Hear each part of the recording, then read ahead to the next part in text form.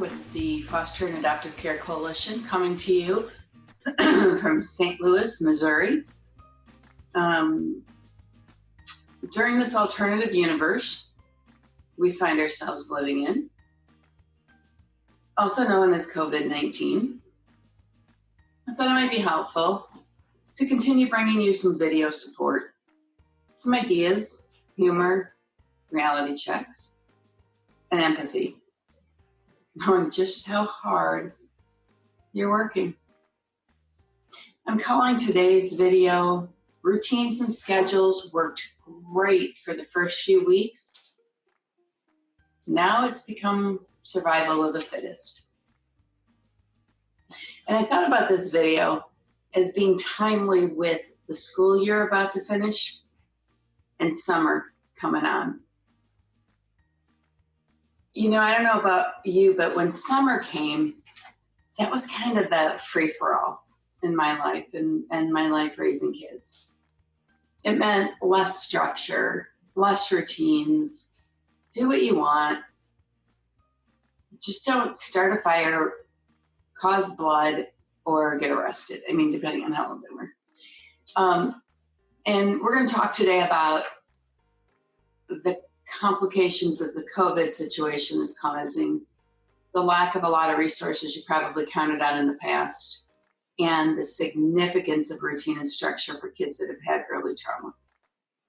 And maybe how to plan ahead, because it's around the corner. For a lot of you, school, I think is going to be ending in a week or so if they don't have summer school. So during this time when you're caring for not only yourselves, and hopefully you're doing a little bit of that, but also for these little souls who've already have deeply embedded trauma into their way of seeing the world. And that deeply embedded trauma is likely being touched off again and again in all kinds of curious, interesting, and really exhausting ways, both for you and for them. You've been doing the heavy lifting all along, and you've been there. You're in the trenches. Are now doing it with fewer supports, less resources, more challenges, wearing so many hats from sunup to sundown, no breaks. They're not going out to school. They're not going out to therapy, where even if you're just sitting in the waiting room reading year-old magazines that you've read 7 times because there's only 4 of them, you have no idea when this might end. I bet you're tired. Well, you should be. And I bet you're coping the best you can and making compromises where you need to, letting some things slide, relaxing, slowing down. Well, good for you. Truly, I mean that. Like, that's not sarcasm. Good for you. If you've been checking into any of my other videos, you're following the suggestions that I've been making. Slow down. Quiet down. It's a marathon. Expect less. Let go of the shoulds. Accept this is what it is. Let's look to see what we can do with it instead of what we can't do with it.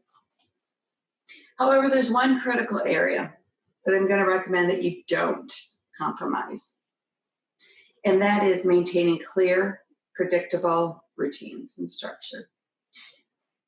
It's the one thing guaranteed to bring you a really, really big return on your investment, and your investment doesn't have to be that big once it's in place.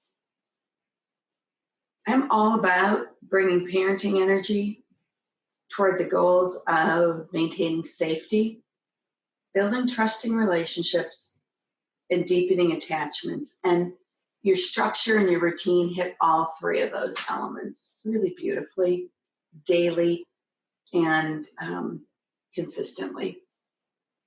So let's talk about schedules and routines for kids with early trauma and why they're so significant, okay? And how to get back into them. Get into them if you haven't been into them. Back into them if they're starting to get a little gooey, a little slippery. So why are routines and structure important to all of us? So let's start with just like everybody in the world. Well, they allow us to coordinate projects, right? To work collaboratively toward greater good.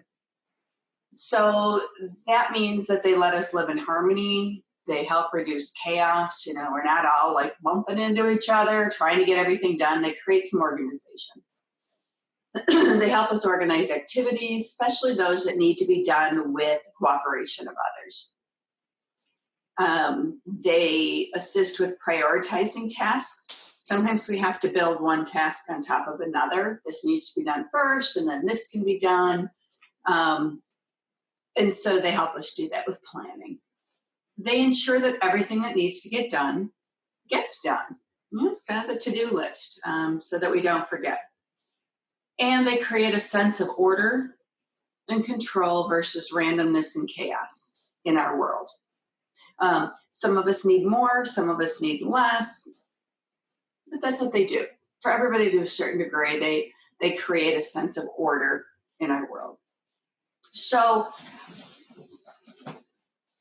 why are routines and structure even more important and more critical to youth who have histories of complex relational trauma? We can give a little review.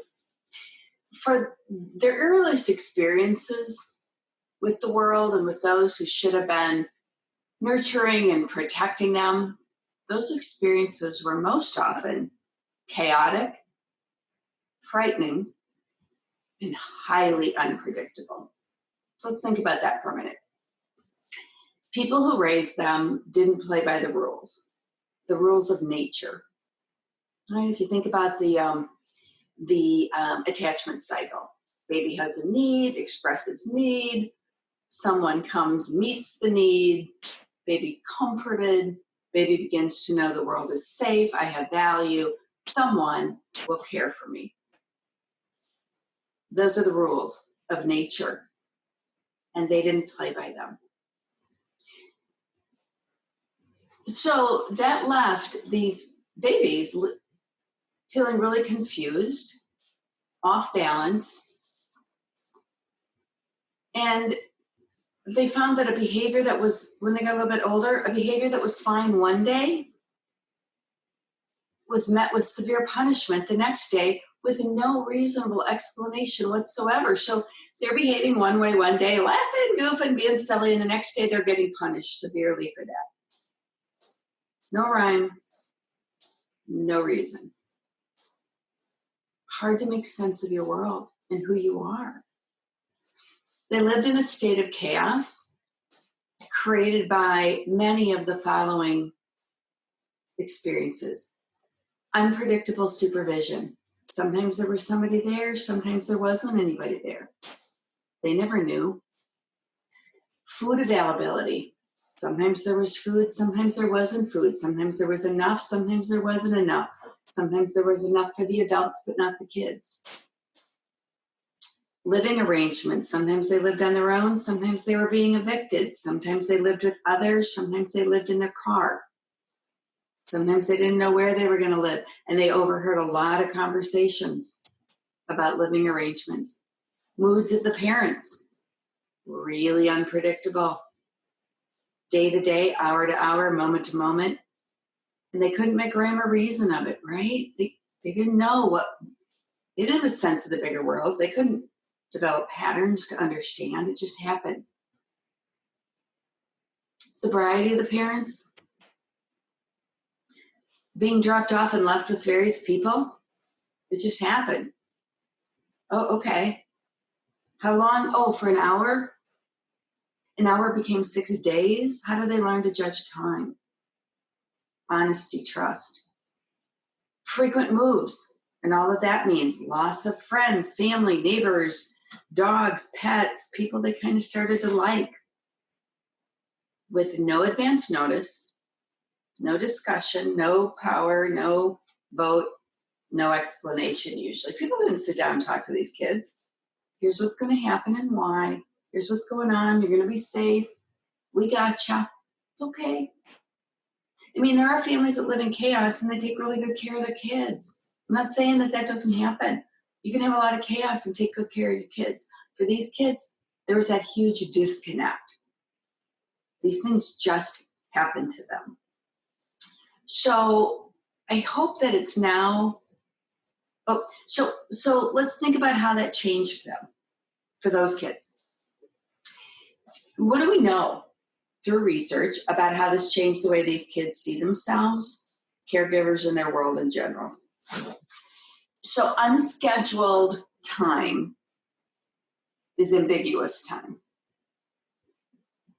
Ambiguous time, when nobody's telling them what's going on, is anything could happen time, right?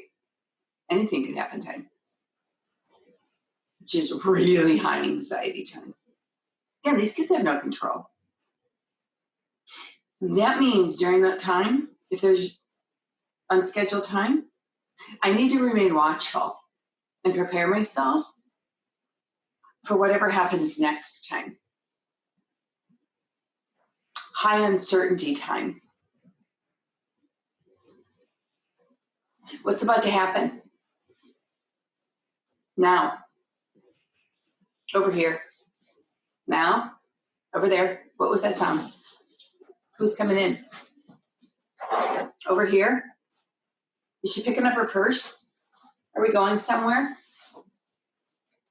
What is she talking about on the phone? Why is he putting his coat on? Who's picking up car keys? Why? What's it mean? Unpredictability is something's about to happen. And my history tells me it's probably going to be bad. No, it's not probably going to be bad. It's going to be bad. It's going to be bad. Now I'm feeling dread, and I'm starting to feel some fear. And if nobody's recognizing that, I'm starting to feel terror. Because no matter what happens now, it's going to be bad. And I'm going to end up in trouble. And I won't know what to do. And no matter what I do, I'm going to mess it all up. And I'm going to get hurt. Or at least I'm going to be in trouble. I'm not going to like it. And I'm not going to know. Nobody's going to tell me. And I'm going to feel a lot of shame. And this is how I live all the time. Because I don't know. When things change and nobody tells me, this is how I survive. This is my hypervigilance. Yeah. So,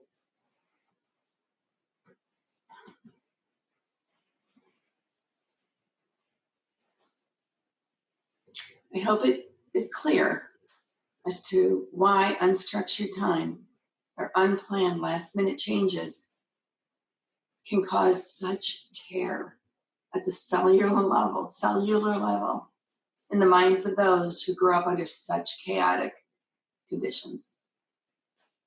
It makes sense that when we allow ourselves to get lax about schedules and routines, these hyper-vigilant, hyper-aroused, self-survival little machines go into overdrive. How could they possibly not? How could they possibly do anything different? Remember, as humans, we're driven to do two things. First, survive. Second, connect. We cannot connect if we're dead. We must survive first. Survive always comes first. So when under stress, know that survival will be the number one goal. So have you guys experienced this? Love to tell the tale. Have you seen this happen? Change in routine, change in a schedule, transition times. Know that that's where it's coming from. It's deeply cellular. It's deeply painful. It's deeply frightening. It's deeply inconvenient for you. It's deeply frustrating. Yeah, I get it. It's both at once. It can be both. So you need support and the kid needs support. So it can't be an either or. So it might be worth the time to take a look at your home schedule and routines. Take a look at if they've fallen a little bit on the wayside, if they've been a little dull, lackluster. Because if they're getting dull and lackluster, you might not be so excited. The kid might be fine following them. I like predictability. You might be like, oh my God, I'm so bored with these. I'm not really following them. Are they boring? Are they getting a little slack and loose? Like, yeah, if we get it done, we get it done. It's no big deal. Or maybe they've disappeared completely. If yes to any of those, especially with summertime coming, let's commit to freshening things up. Give these kiddos what they need, which will in turn give you a little bit more of what you need. Disclaimer, do not do any of these. Like, do not change up the routine without advance warning, discussion, explanation, possibly input from the youth in your home if the youth in your home have had early developmental relational trauma. No surprises. It's not going to be your friend. So let's think about the routines in your house if they need a little sprucing up. Some easy things you could maybe do is just flip the order of what you're doing. Just flip it. You could do that, or you could just put them in a hat, put all the chores in a hat, put all the responsibilities in a hat, all the things that are on their schedule. If they don't matter about time, put the ones that don't matter in a hat, in a jar, shake it up, let the kids pull it out. Or let them decide. Reorder them for a while. If you have it written on a piece of paper on the fridge, maybe get a tag board, poster board, and have the kids draw pictures of each of the things or cut them up from a magazine, post them, and put them somewhere else. Just a different visual can freshen it up a little bit. Make a huge clock on one of those poster boards. And then on maybe pieces of paper, draw the activity and tape them near the things. Don't draw them on there because then you'll have to get a new one each time. But then you could move those as well. But maybe they could do that to kind of freshen it up as a new visual. And then I had the idea last night, maybe you could theme your routines. Maybe you could have like a Star Wars theme or a zoo theme where your theme for the month would be the zoo. So maybe lunchtime is feeding the gorillas, feeding the seals. And they could draw things that look like that or come up with funny words for that. Or teaching the elephants tricks could be school. I don't know. But they could come up with funny, like get involved with it. Freshen it up. So some key ingredients to any successful schedule or routine. First and foremost, make it realistic that everyone in the home can be successful.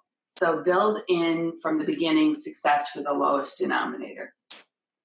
Think about everybody in the home and say, can everyone meet this level? And if not, ratchet it down till it can. At transition times, give very clear, simple, calm prompts to signify what is going to happen next. I know you've heard that a million times. I think the thing we miss are the simple, clear, and calm. We do too much talking, we use too many words, and we do it too loudly. So just a really simple, like 3 minutes, move into the next thing. If you need to, knowing your kids, support the transitions with some scaffolding, such as a 3 minute, a 1 minute, kind of, hey, it's 3 minutes before we're going to move on to cleaning our rooms. So at this point, I want you to start finishing up, and in 1 minute, we're going to have everything put away. So finish what you're doing, and when I come back in a couple minutes, that's when everything needs to be put away, and then we'll have 1 minute left. And then at the 1 minute, if you have kiddos that have a real hard time, maybe it's you come back and you say, okay, everything's put away. And now let's just do a little relaxation. Maybe a guided imagery. Close our eyes and imagine ourselves walking to whatever the next task is. Close our eyes and we're walking to our rooms where we're going to pick up our rooms. Let's envision ourselves. We're going to be first. Who's going to make their bed first? Who's going to pick up their clothes first? Let's think about what we're going to do first when we get to our next task, right? So you could do guided imagery to help them move along in their thoughts. You could do just some deep breathing. You could do a relaxation, just reviewing what they had just done, giving them some praise and validation if they finished their schoolwork. Now they're going to move on to this activity. So whatever your scaffolding looks like, not just a 3 minutes yelling from the next room, not really going to help them. So more hands-on with that. Minimize sensory overload. Yelling from the other room, they're not going to hear you anyway. Throughout the day, I would say you reduce sensory overload in your home anyway, but especially at transition time. If they have an hour-long activity and it's close to transition time, don't turn things down. Quiet your own voice. Maybe go to the area where they're working and start talking in a little more quiet tone. Bring the sensory load down. When difficulty arises, because you know it's gonna, right? Lean into it. Remain calm. Not the end of the world. It's gonna happen. Don't be shocked. Like, can't believe this is happening. Just be like, okay, this is happening. Yeah. Lean in. Don't pull back. One kiddo's having some trouble. Just tell yourself that you're having a hard time at the moment. Okay.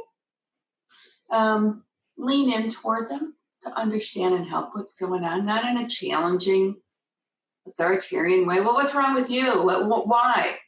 You want to lean in and go, hey, hi, what's going on? It's hard today. Okay. I'm going to stick with you. I hear you. I see you. Gotcha. Okay, good. When you're leaning in, recognize this kid did not, at the 3-minute warning, say to himself, I got 3 times 6, 180 seconds to find a way to mess with her. I'm going to refuse. I'm going to mess with her. Oh, it's going to be fun. It's going to be such fun. No. In the moment, he can't do what you're asking. She can't. And it isn't disrespect.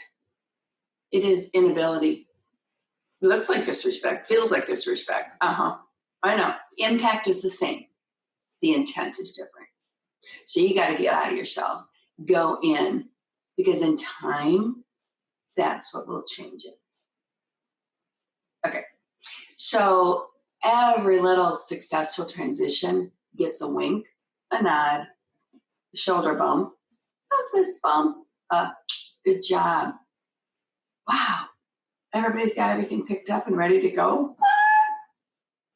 Loving today. You're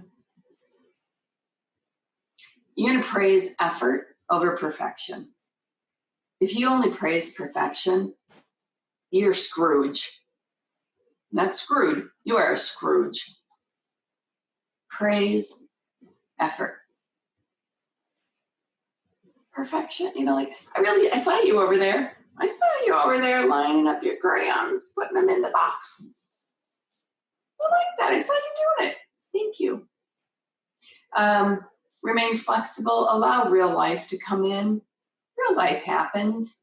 If they're working on something and you can tell everybody needs 5 more minutes, 10 more minutes, and they're all really, you have the power to say, executive decision, more time on this. Everybody want more time on this. Yeah. Less. Yeah. You have executive power to make that decision. And throughout the day, I want you to sprinkle kindness, playfulness, gentleness, Like Orville Redenbacher sprinkles butter on his popcorn. Sprinkle that stuff all over through the day. You know, it creates that window of tolerance. It keeps things down. When a little stress starts to build up, and you walk through with a wink and a nod and a little smile and a giggle and a tug of the hair, it lowers it. Whew, whew, whew. It brings it down. Don't discount yourselves in their healing. So when a significant disruption occurs, now we're talking about you've been able to put out the little fires, the little grass fires. Now we got a big old fire. So you got a big old disruption. Hopefully it's just one kid, which it usually is. The others can go on. They're fairly regulated, but you got a big fire that really threatens to upend the day. So bring that child closer to you. Your natural instinct is to get that kid out of the picture, right? The rest of us are doing fine. You are not. You are not going to spoil it for everybody else. And I am scared to death, if truth be told, that you are going to become toxic to everybody here, and it's going to spread like a wildfire. And then it's going to be out of control. And before we know it, we're going to have 4 Midwestern states on fire. I can't have that. I'm self-preserving right now. I can't have that.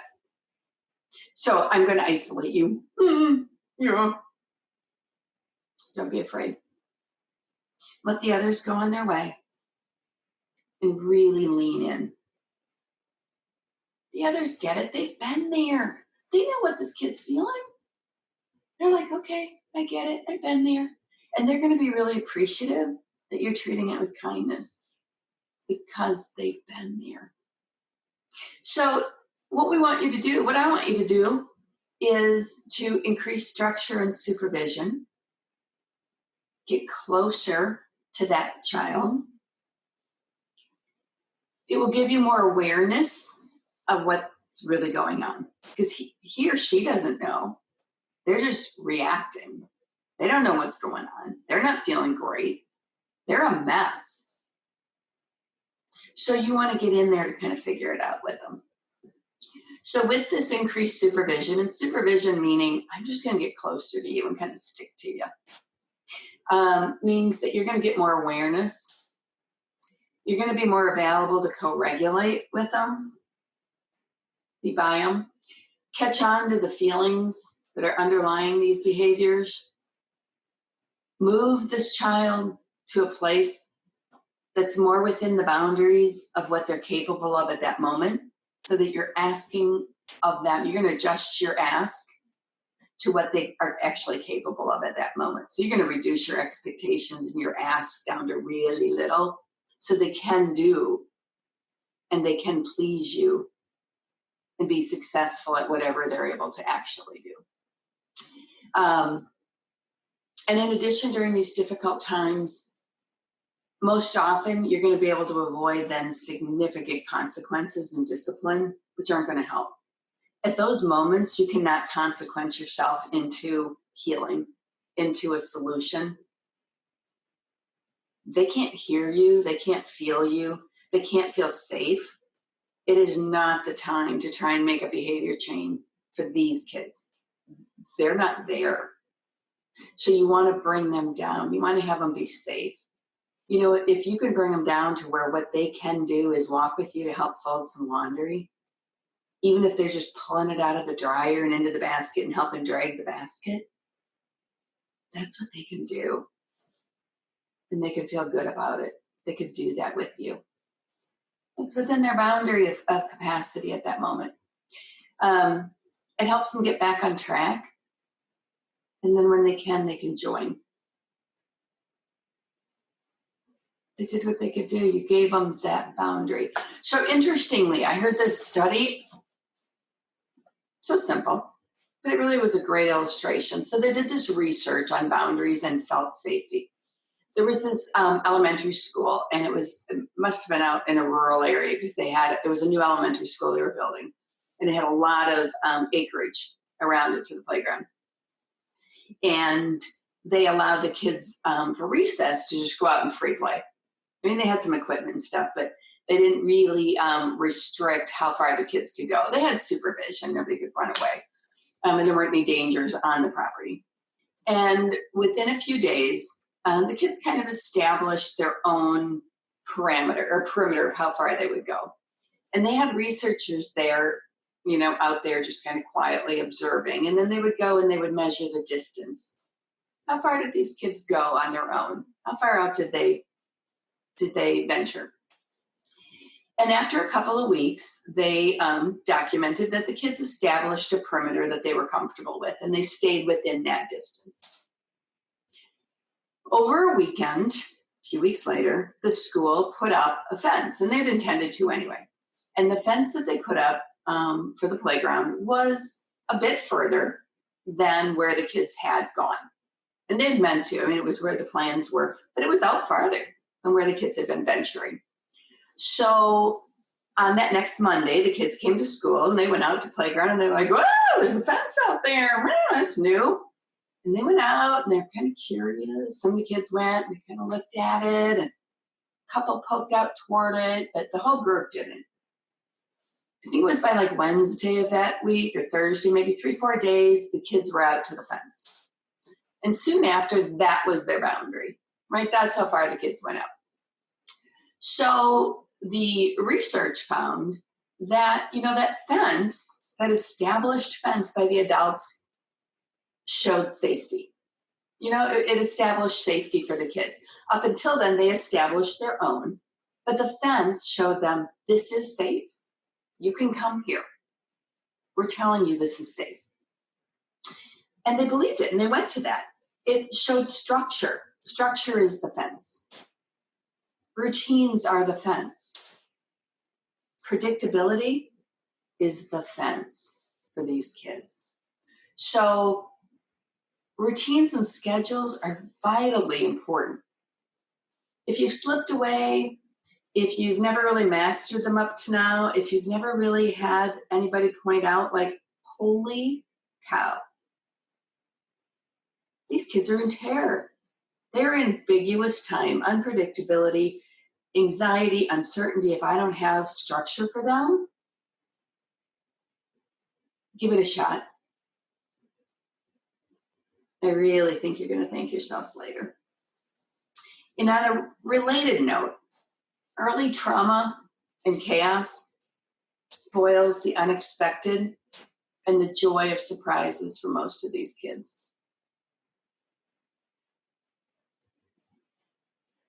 It's heartbreaking. As if they haven't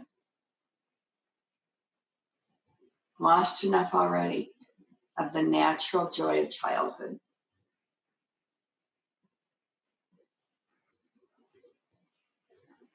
Don't lose all hope.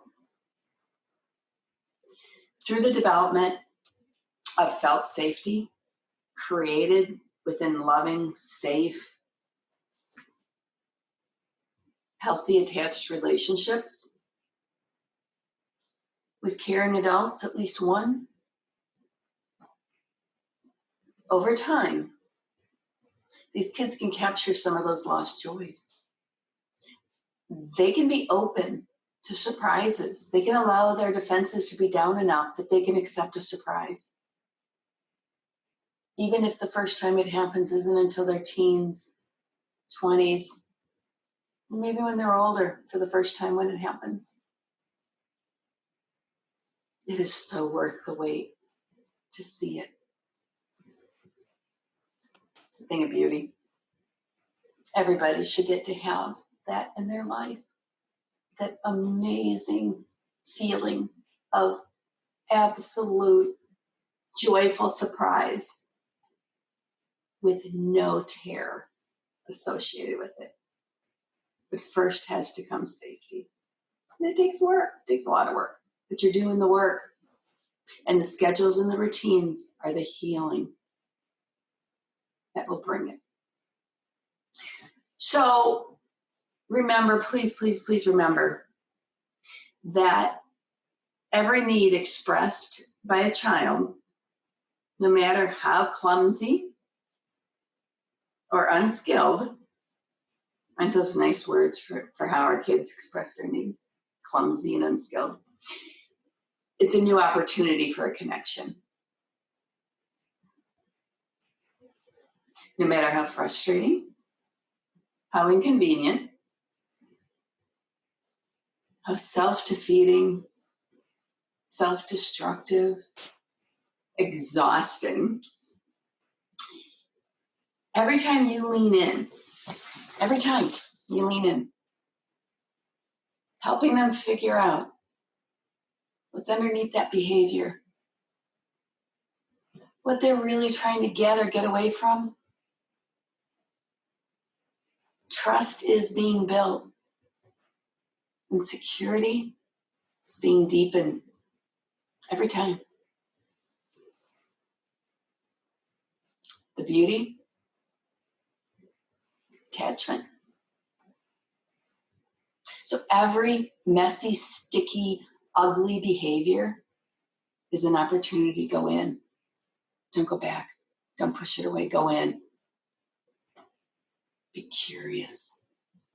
What's going on? What is he doing that he can't handle? Go in.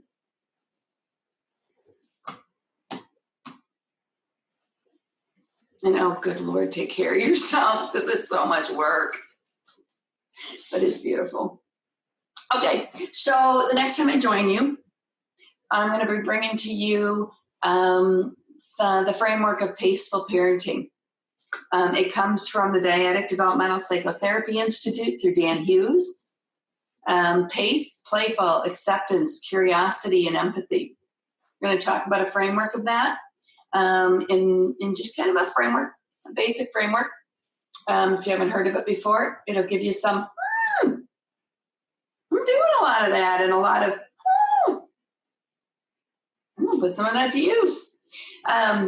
Until then, this is Zink with the Foster and Adoptive Care Coalition in St. Louis, Missouri. Wishing you a good week or so filled with at least a few good laughs and please a few sunny days. Come on already.